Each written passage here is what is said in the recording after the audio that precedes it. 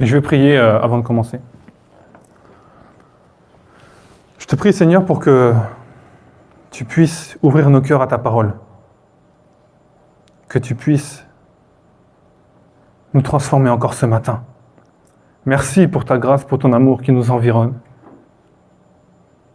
Merci parce que tu nous portes, comme l'a rappelé Julia dans son témoignage. Et je te prie pour que ce message puisse nous travailler encore ce matin. Au nom de Jésus et par ton esprit. Amen. Nous nous sommes tous déjà demandé pourquoi je souffre.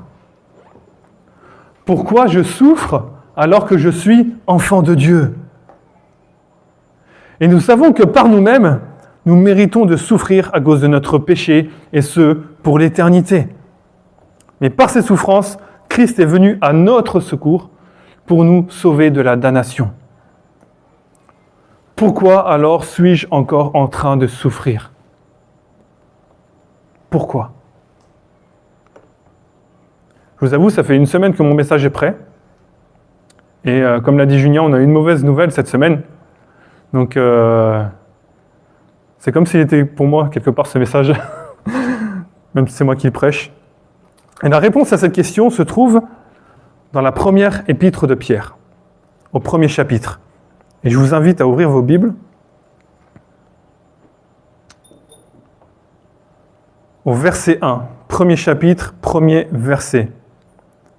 Pierre, apôtre de Jésus-Christ, aux élus qui sont étrangers dans la dispersion, au Pont, en Galatie, en Cappadoce, en Asie et en Bithynie, élus selon la prescience de Dieu le Père, par la sanctification de l'Esprit, pour l'obéissance et l'aspersion du sang de Jésus-Christ.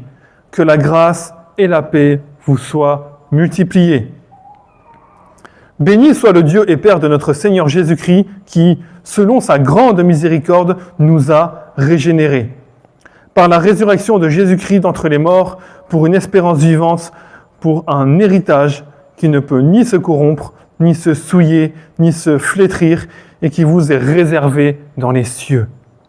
À vous, qui êtes gardés en la puissance de Dieu par la foi, pour le salut prêt à être révélé dans les derniers temps. Vous en tressaillez d'allégresse, quoique vous soyez maintenant, pour un peu de temps, puisqu'il le faut, affligés par diverses épreuves. Il dit, puisqu'il le faut. Verset 7, afin que votre foi, éprouvée, bien plus précieuse que l'or périssable, cependant éprouvée par le feu, se trouve être un sujet de louange, de gloire et d'honneur. Lors de la révélation de Jésus-Christ, vous l'aimez sans l'avoir vu. Sans le voir encore, vous croyez en lui et vous tressaillez d'une allégresse indicible et glorieuse, en remportant pour prix de votre foi le salut de vos âmes.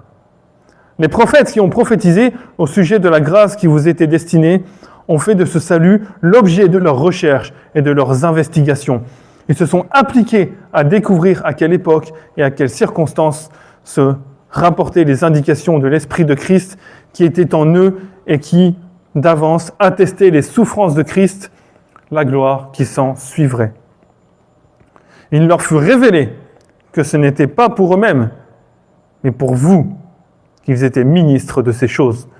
Maintenant, elles vous ont été annoncées par ceux qui vous ont prêché l'Évangile par le Saint-Esprit, envoyé du ciel, et les anges désirent y plonger leur regard.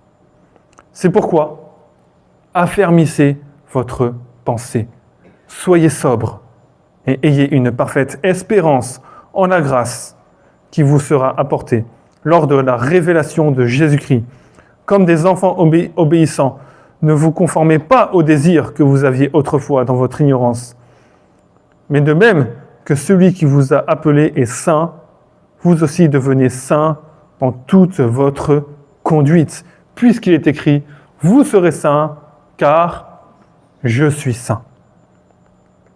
Et si vous invoquez comme Père celui qui, sans considération de personne, juge chacun selon ses œuvres, conduisez-vous avec crainte pendant le temps de votre séjour sur terre.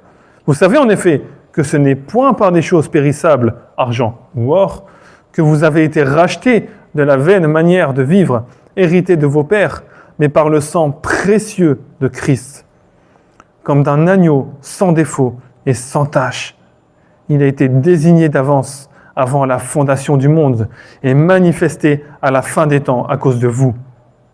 Par lui, vous croyez en Dieu qui l'a ressuscité d'entre les morts et lui a donné la gloire afin que votre foi et votre espérance soient en Dieu.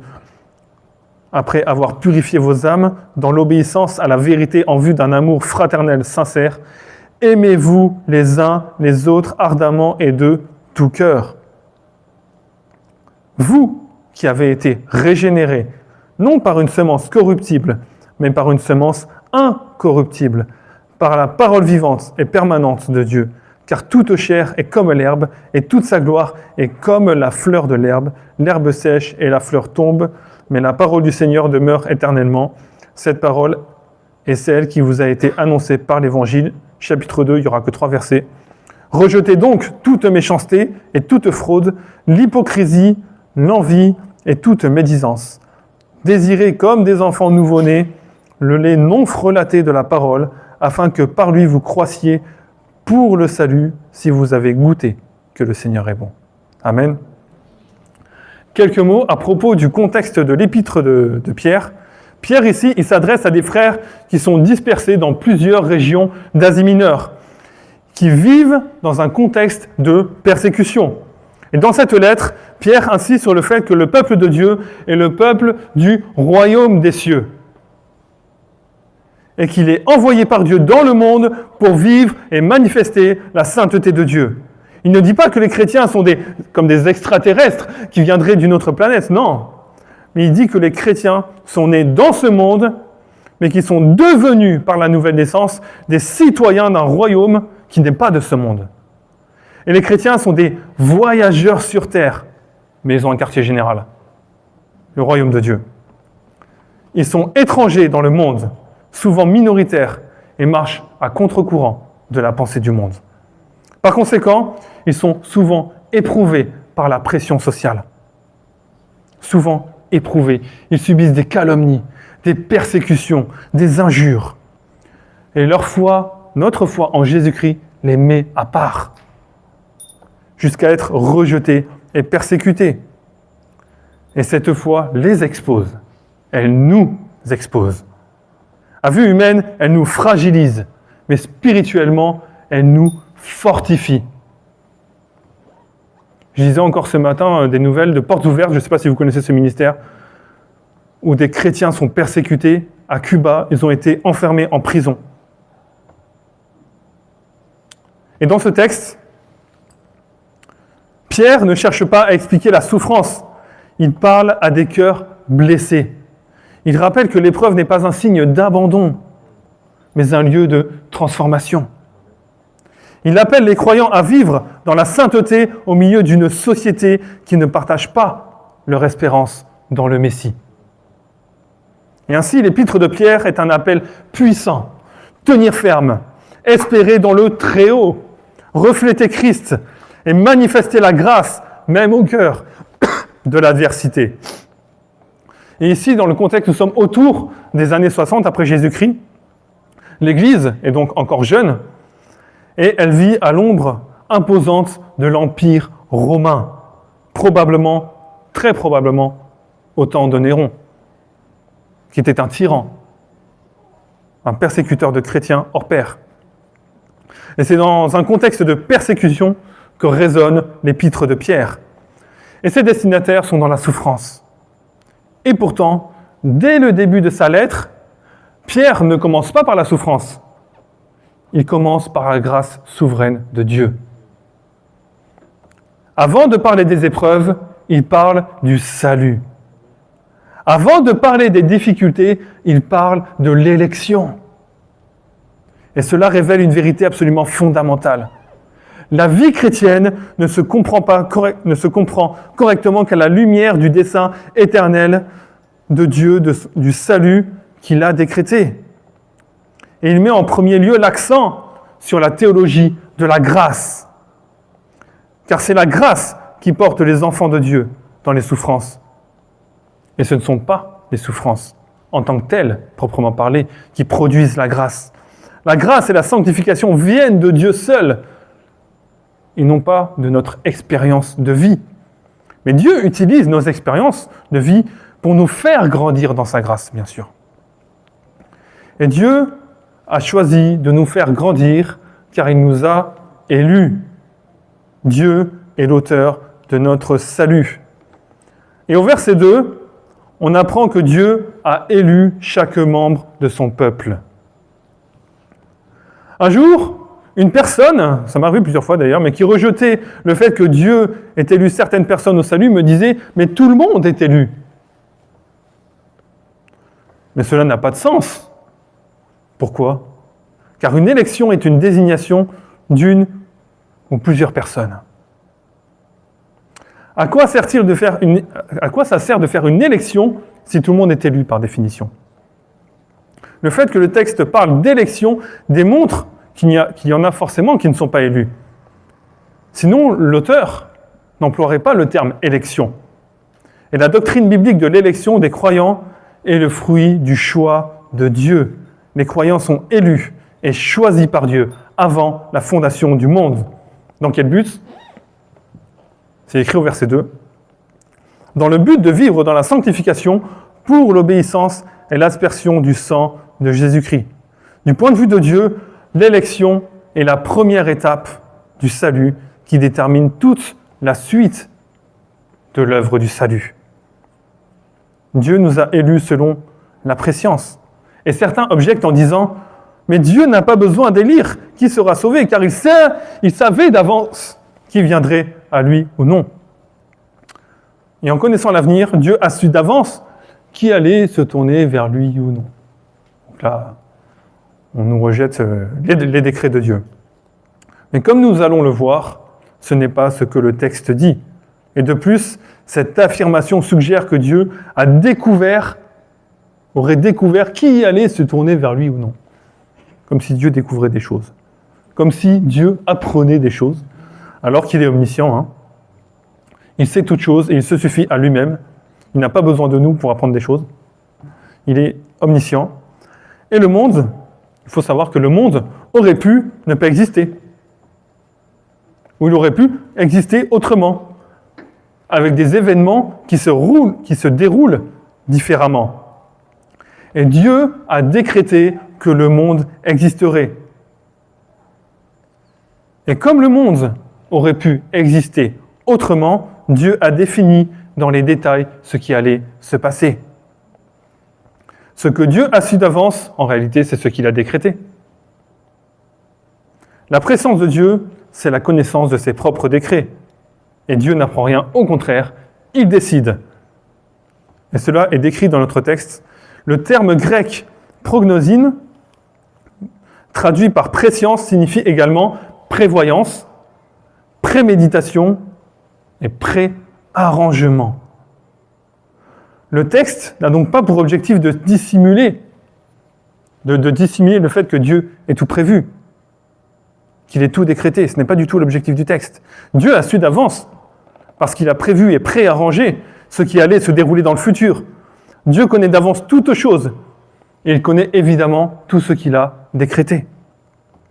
Et si Dieu n'avait pas décrété l'avenir, mais qu'il connaissait juste d'avance, cela signifierait qu'il serait contraint par ce qui allait se passer dans le futur. Ce serait problématique. Du coup, parce qu'il ne serait pas pleinement souverain sur l'entièreté de sa création. Alors que dans la réalité, évidemment, Dieu n'est contraint par rien. Il est pleinement libre et au contrôle de toutes choses.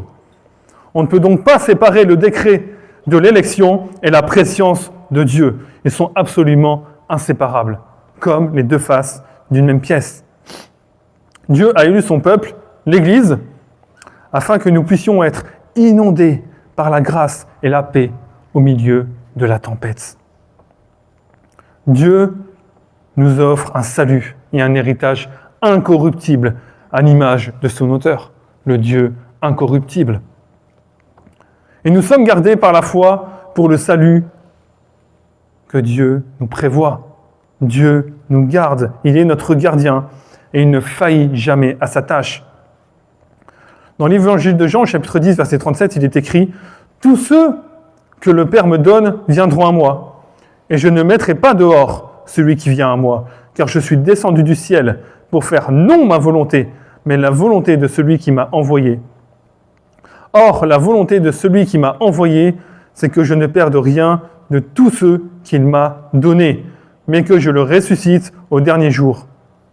La volonté de mon Père, c'est que quiconque voit le Fils et croit en lui ait la vie éternelle, et je le ressusciterai au dernier jour.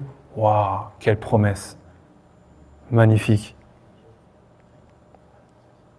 Moi, quand je lis ces textes, j'ai juste envie je me tais, je contemple Dieu, tellement que c'est glorieux ce qu'il fait. Et c'est une ferme assurance, car Jésus est le berger parfait. Il ne perd aucune de ses brebis, même quand elle traverse la tempête.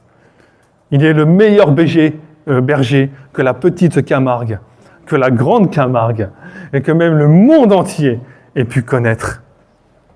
Il ne se trompe jamais, il ne fait jamais de faute. Il ne fait jamais de faute dans son rôle de berger. Il nous garde assurément. Et au verset 6, il est écrit, « C'est là ce qui fait votre joie. Quoique maintenant, puisqu'il le faut, vous soyez attristés pour un peu de temps par diverses épreuves. » Et on peut se poser ces questions. Les croyants possèdent une semence impérissable, la vie nouvelle donnée par Dieu. Pourtant, ils passent par des épreuves. Nous passons par des épreuves. Pourquoi ? On peut se dire, mais pourquoi tant de souffrance ? Après tout, je suis un enfant de Dieu, n'est-ce pas ? Pourquoi permet-il que son enfant souffre ? Difficile comme question. Vous avez déjà la réponse vu qu'on a déjà lu le texte. Les chrétiens vivent les mêmes épreuves de la vie courante que les non-chrétiens, en général, mais pas pour les mêmes raisons. Les lecteurs de l'épître de Pierre sont rejetés, comme je l'ai dit tout à l'heure, et persécutés dans le monde. Du fait que l'homme naturel rejette les choses de Dieu, il persécute le peuple de l'alliance de Christ. Alors on peut me répondre, mais des non-chrétiens aussi subissent la persécution. Et c'est vrai, hein ? Regardez les musulmans en Birmanie. Ils se font persécuter aussi, parce qu'ils disent être monothéistes. Et c'est vrai, on peut vivre des persécutions et des souffrances similaires à celles des non-chrétiens. Et il y a plein de points communs à faire, mais c'est vraiment différent, parce qu'on le vit dans une optique différente. Pourquoi ? Car le chrétien a la promesse qu'il sera délivré de la persécution et de la souffrance. Alors que le non-chrétien, s'il ne se repent pas, il vit la souffrance dans ce monde, et il la vivra pour l'éternité en enfer. Donc ça change tout. Et concernant nous, les chrétiens, de la même manière que le feu enlève les impuretés de l'or, nous sommes persécutés, ils sont persécutés dans l'épître de Pierre, et souffrent en vue de la sanctification, car les épreuves permettent d'enlever les impuretés de nos cœurs. Au chapitre 5 de cette même épître, au verset 10, le texte nous enseigne, nous dit « Le Dieu de toute grâce, qui vous a appelés en Jésus-Christ à sa gloire éternelle, après que vous aurez souffert un peu de temps, vous perfectionnera lui-même, vous affermira, vous fortifiera, vous rendra inébranlable. » Amen. On pourrait croire que la vie de Dieu annule, enlève les problèmes de la vie. Et qu'en Dieu, nous n'aurons plus de problèmes et d'épreuves. Mais c'est faux. C'est faux. Cette croyance est un mensonge. Un mensonge moderne. Vous voyez à quoi je fais référence, l'évangile de la prospérité. Mais ce mensonge, en réalité, ne date pas d'hier. Il ne date pas des années 80, avec ce mouvement. Déjà 7, 8 siècles avant Jésus, Dieu a dit en Michée, chapitre 3, verset 11, « Ces chefs jugent pour des présents. Ces sacrificateurs enseignent pour un salaire. Et ces prophètes prédisent pour de l'argent. Et ils osent s'appuyer sur l'Éternel. Ils disent, l'Éternel n'est-il pas au milieu de nous ? Le malheur ne nous atteindra pas. » C'est ce que disaient les faux prophètes au temps de Michée. Et oui, il y avait déjà le triomphalisme et l'évangile de la prospérité au temps de Michée. Et cette fausse doctrine émane d'un cœur dépravé, non régénéré, non renouvelé par l'Esprit de Dieu qui nous donne la pensée de la Bible. Et la vie impérissable que Dieu nous a donnée n'annule pas les épreuves et non plus le processus de transformation. Au contraire, elle rend ce processus possible. Et nous sommes transformés de gloire en gloire pour arriver à la ligne d'arrivée, à la perfection de la vie impérissable. Et les épreuves révèlent l'authenticité de la foi. Puisque le feu enlève les impuretés de l'or, on voit beaucoup mieux l'or. Les épreuves révèlent l'authenticité de la foi, de l'or. Et Pierre compare la foi à l'or éprouvé par le feu. Ce qui est véritable, au verset 7, résiste et ressort purifié. Et elle détache le cœur des choses elle détache nos cœurs des choses périssables. Et même si nous avons une espérance éternelle, nous restons enclins à nous attacher au monde présent. En tout cas, moi. Et la souffrance, l'avantage de la souffrance, c'est qu'elle nous recentre sur l'héritage céleste. Et les épreuves permettent qu'une sainteté concrète soit produite. Et l'espérance vivante ne reste pas théorique, elle se manifeste dans l'obéissance, l'amour fraternel et la persévérance. Elles nous font participer aux souffrances de Christ et approfondissent notre communion avec lui. Ainsi, le salut impérissable que nous possédons n'est pas une protection contre les épreuves, mais une puissance pour les traverser. Et les difficultés ne détruisent pas la foi. Elles la fortifient, la purifient et la rendent visible pour la gloire d'un seul nom, celui de Dieu. Et même Jésus, pourtant il était sans péché. Il n'y avait pas besoin d'être purifié, Jésus. Lui-même a traversé des épreuves.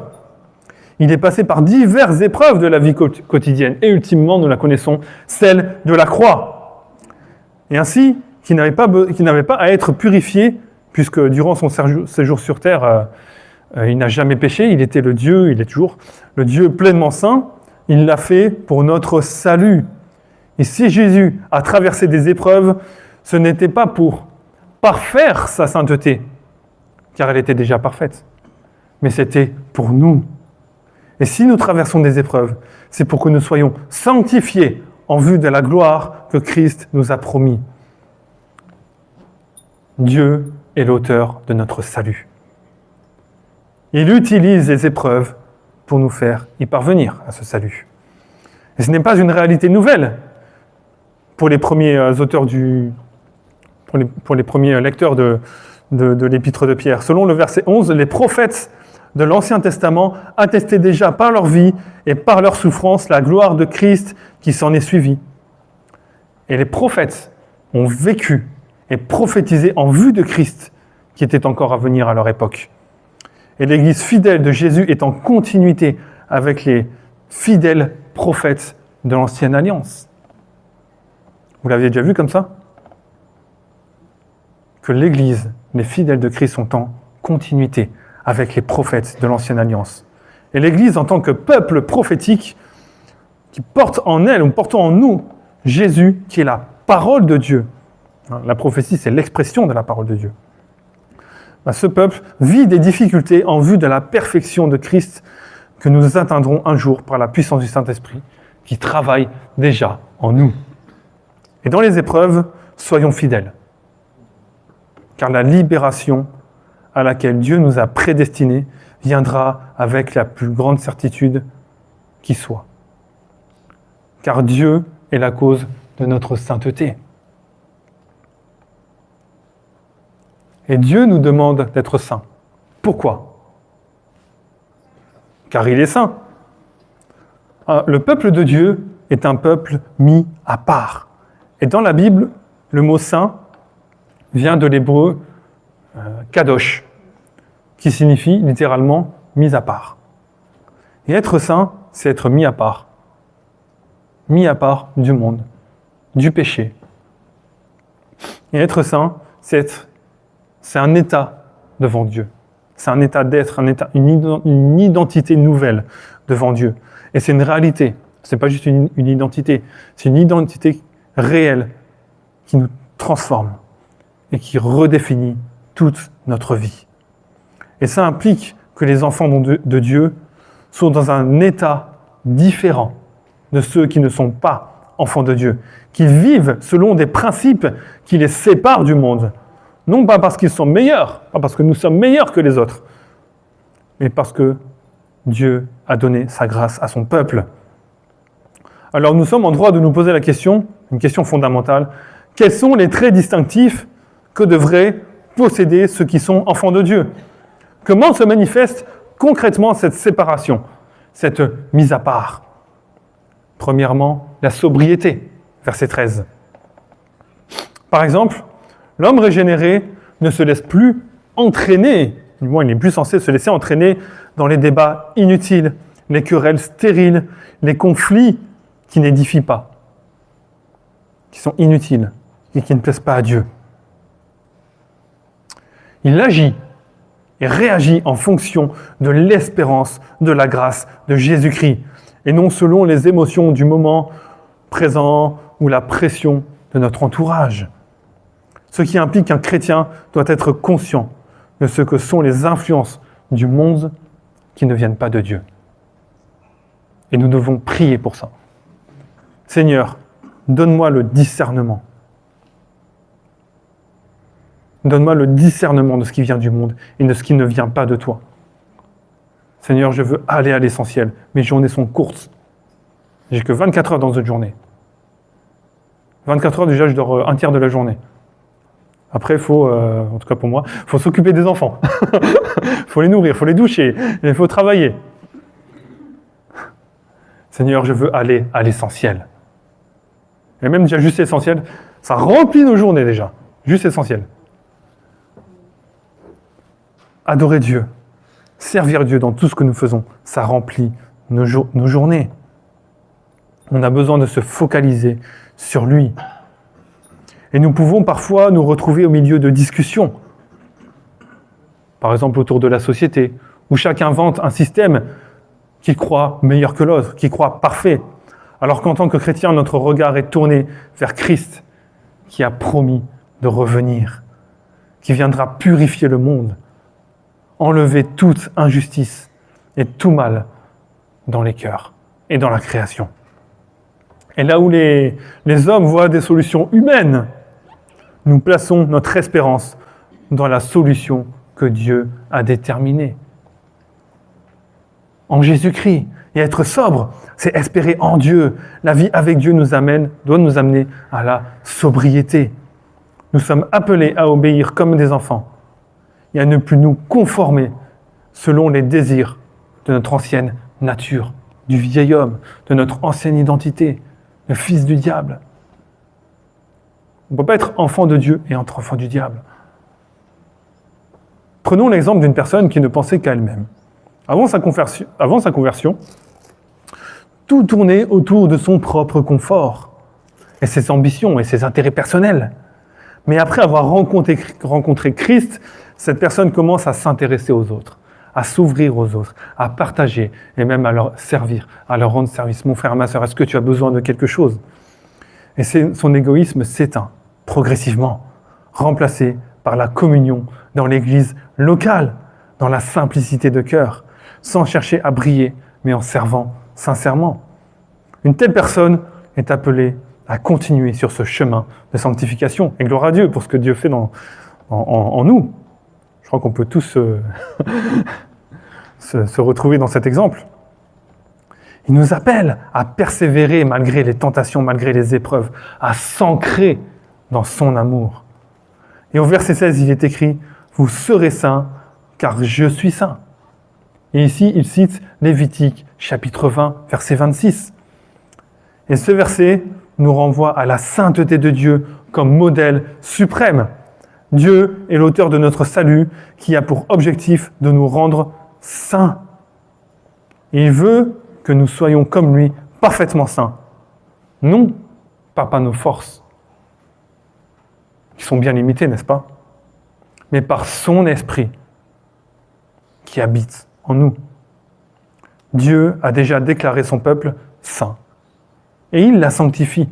La sanctification est un processus, une marche continue dans laquelle Dieu transforme, il nous transforme de l'intérieur. Dans 1 Jean chapitre 3, verset 3, il est écrit « Quiconque a cette espérance en lui se purifie comme lui-même est pur. » C'est parce que nous sommes purs que nous nous purifions. La barre de téléchargement est en cours. Loading. Et nous savons qu'elle va se terminer quand Jésus reviendra, quand nous retournerons vers lui. Et par l'Esprit Saint, l'Église est appelée à vivre dans un amour fraternel et sincère. Et la sincérité n'est pas un mot à la mode, aujourd'hui.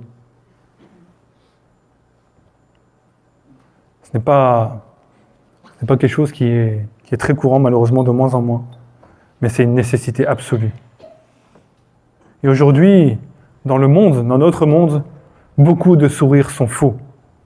Beaucoup de relations sont intéressées, nourries par des calculs, des ambitions ou encore la recherche d'avantages personnels. Et le mensonge et la tromperie règnent.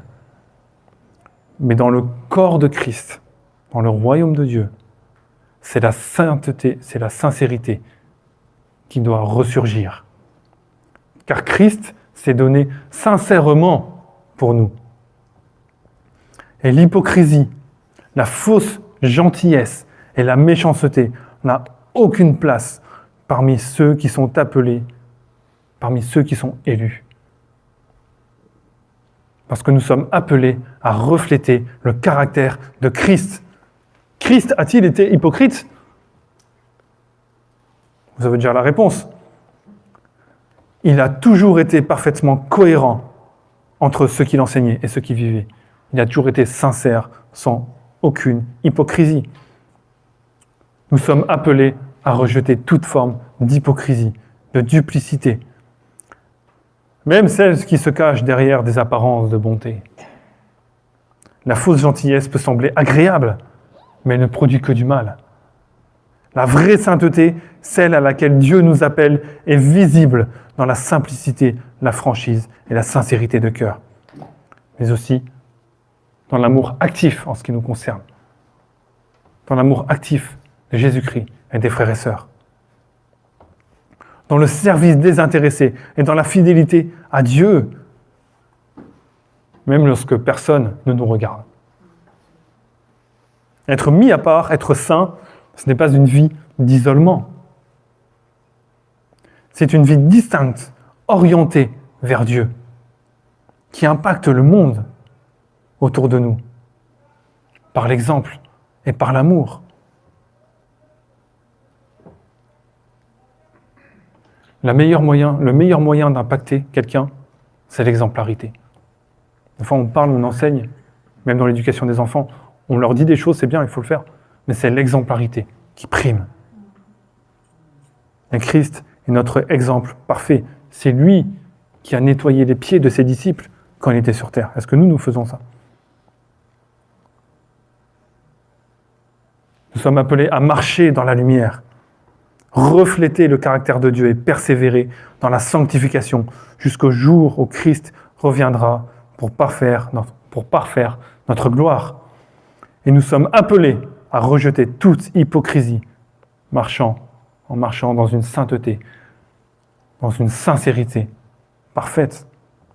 Alors gardons-nous de jouer un double jeu, d'être dans la méchanceté, d'être dans la fausse gentillesse. Et si c'est le cas, nous devons nous repentir. Et demander à Dieu de nous renouveler, de vivre dans la sincérité, par son esprit. Et la fausse gentillesse, les méchancetés nuisent au témoignage des enfants de Dieu, au témoignage de l'Évangile. Et nous sommes appelés à refléter Christ, qui il est, à le vivre pleinement, même dans les souffrances.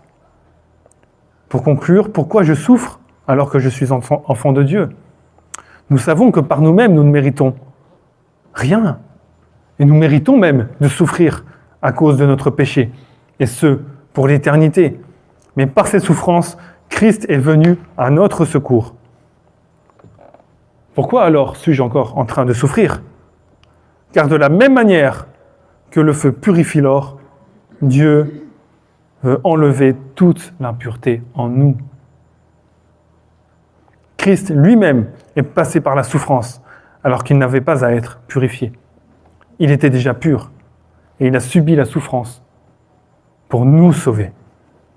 Et nous sommes purifiés parce que nous avons péché et parce qu'il nous a sauvés. Et par son esprit, il nous purifie. Et si on est sans péché, si on est pleinement pur, il n'y a pas besoin de purification. Il n'y a donc pas besoin d'être éprouvé. Mais par sa grâce, Dieu nous éprouve. Car par sa souffrance et par son sang versé, il nous purifie de tout péché. Il nous applique ses bienfaits, car il a choisi son peuple. Parce qu'il nous a élus. J'ai parfois entendu dans des discussions des personnes me dire que l'élection est une doctrine pour amuser les théologiens. Vous avez déjà entendu ça? Non? Je le dis avec mes mots, mais parfois c'est dit autrement. Et le texte nous montre que l'élection nous parle dans la vie quotidienne.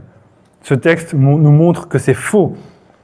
La doctrine de l'élection est fondamentale dans l'œuvre du salut, et également pour nous rassurer lorsque nous sommes dans l'épreuve. Et la doctrine de l'élection est une doctrine pratique. Elle est également là pour nous rassurer lorsque nous sommes dans l'épreuve, à nous porter, car Dieu a choisi ses enfants, ses brebis, pour les amener à bon port. Et elle les y amènera dans une assurance absolument inébranlable. Et c'est tellement rassurant de savoir qu'il nous a choisis et qu'il nous porte, n'est-ce pas? Et les compagnies d'assurance, vous savez, sont imparfaites. Elles peuvent nous trahir, expérience vécue. Mais Dieu nous assure de notre salut. Il est toujours fidèle. Et l'élection est la première étape du plan du salut. Le salut commence par le décret du salut, qui est précisément l'élection. Et toute l'œuvre du salut, donc la conversion, la sanctification, etc., sont les conséquences logiques de l'élection. Elles viennent après l'élection. Et ce ne sont pas les souffrances qui produisent la grâce, c'est au contraire la grâce qui porte les enfants de Dieu dans les souffrances. La grâce et la sanctification viennent de Dieu seul, et non de notre expérience de vie. Sans Dieu, nos vies ne produisent rien de bon. Mais Dieu utilise dans sa grâce nos expériences de vie pour éliminer en nous toute forme d'impureté. Alors comment vivre en chrétien aujourd'hui? Soyons des enfants obéissants, qui se nourrissent de la parole de Dieu. Et pour se nourrir de la parole de Dieu, nous lisons la parole chez nous, et notre lecture de la parole chez nous aussi est encouragée par la communion dans l'église locale. Alors allons aux réunions de famille. La vie d'église est aussi magnifique qu'indispensable. Sanctifions-la. Recherchons la sainteté dans la communion fraternelle, à se servir les uns les autres. Et Dieu nous sanctifie dans l'épreuve. Et de l'élection à la gloire, la souffrance fait partie intégrante du chemin. De l'élection à la gloire, la souffrance fait partie intégrante du chemin. Merci Seigneur. Merci Seigneur, parce que tu nous permets de nous purifier dans les épreuves et tu nous donnes une espérance qui nous tient. Merci pour ton amour. Amen. Amen. Un petit texte de bénédiction finale dans Apocalypse chapitre 21. Et j'entendis du trône une voix forte qui disait « Voici le tabernacle de Dieu avec les hommes, il habitera avec eux, et ils seront son peuple, et Dieu lui-même sera avec eux. Il essuiera toute larme de leurs yeux, et la mort ne sera plus. il n'y aura plus ni deuil, ni cri, ni douleur, car les premières choses ont disparu. Et celui qui était assis sur le trône dit, « Voici, je fais toutes choses nouvelles. » Et il dit, « Écris, car ces paroles sont certaines et... » On le dit ensemble, elles sont certaines et véritables. Amen.